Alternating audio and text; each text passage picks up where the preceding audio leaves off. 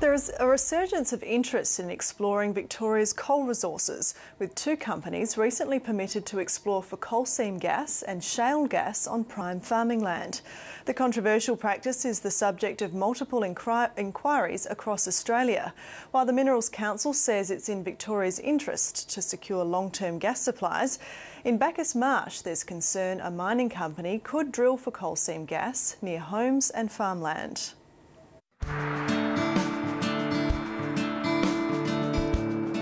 Anyone driving through Bacchus Marsh, northwest of Melbourne, passes the 281 elms that make up the town's Avenue of Honour. A group of residents have been fighting to save some of them being knocked down to make way for a new truck route. I think my great uncle that he would be not so much appalled, but totally confused as to how a man could give his life for his country and in death not be respected. The trees won a reprieve last year when Heritage Victoria put a stop to the plan, but the local council and Vic Roads have appealed to Planning Minister Matthew Guy. It's not like we're destroying the avenue. There is an impact. It's not a severe impact. 5 trees are affected, which are being moved. Okay, so they are being... When you say moved, they're being cut down.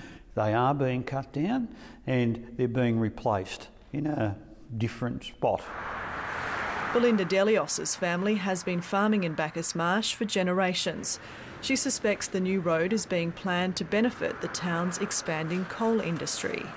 We suspect that a push by certain groups within our community to expand on coal exploration within the district has got a lot to do with why the government, together with the council, want to push Woolpack Road through.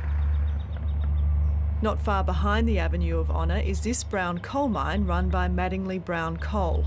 To my knowledge, there's been no discussions with the coal mining industry. There has been discussion with the trucking industry.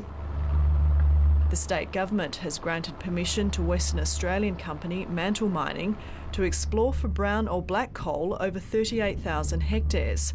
The permit also allows the company to explore for coal bed methane, better known as coal seam gas. The exploration licence actually comes to the boundary just below these trees here. Deborah Porter is developing a permaculture farm on the outskirts of Bacchus Marsh. She's one of many property owners who now face the prospect of drilling on their doorstep. I'm looking at organic status, so any sort of contaminants coming into my property will actually affect my ability to be able to get and hold that organic status. So I'm incredibly concerned about that. Mantle Mining refused our request for an interview. The managing director, Ian Kramer, said last month the company wasn't looking for coal seam gas. Basically, that coal is not old enough to have generated coal bed methane in it, and the other thing is that it's too shallow for underground coal gasification. We have trouble now. That's no comfort to Deborah Porter and her group of concerned landowners, who say they've struggled to make contact with or get information from Mantle Mining. We don't believe that anything is off the table at the moment. They've got an exploration licence. They managed to get that without any opposition because we didn't know. It's in our interest to have a much more secure and long-term gas security for our state. I would hope that it does go ahead. The Victorian division of the Minerals Council that represents mining companies says 6 years ago there was a rush to explore for coal seam gas in Victoria with very little success. We're now seeing a renewed interest in looking at Victoria again, and so it's another cycle. But these cycles of exploration are not unusual. Ground will be explored over and over again until someone cracks it.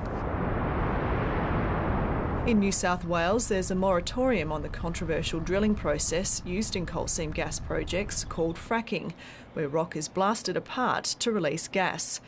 And the National Water Commission has sounded a warning on coal seam gas projects, saying they pose a significant risk to water systems. The state government recently issued a permit for the companies Somerton and Beach Energy to explore for shale gas on 2,000 square kilometres of Victoria's prime farming region, the Western District. Somerton's managing director could not rule out using the process of fracking if a permit to drill is granted. Yes, there could be some hydraulic fracturing proposed at some point, but that's a fair way off at the moment. A parliamentary inquiry is due to report to Parliament on Victoria's mining industry later this year. But for now, the Premier Ted Baillieu isn't worrying about the furore surrounding coal seam gas projects in other states reaching Victoria. We haven't had a big issue with it here, and as I say, we don't currently have any proposals to change the laws.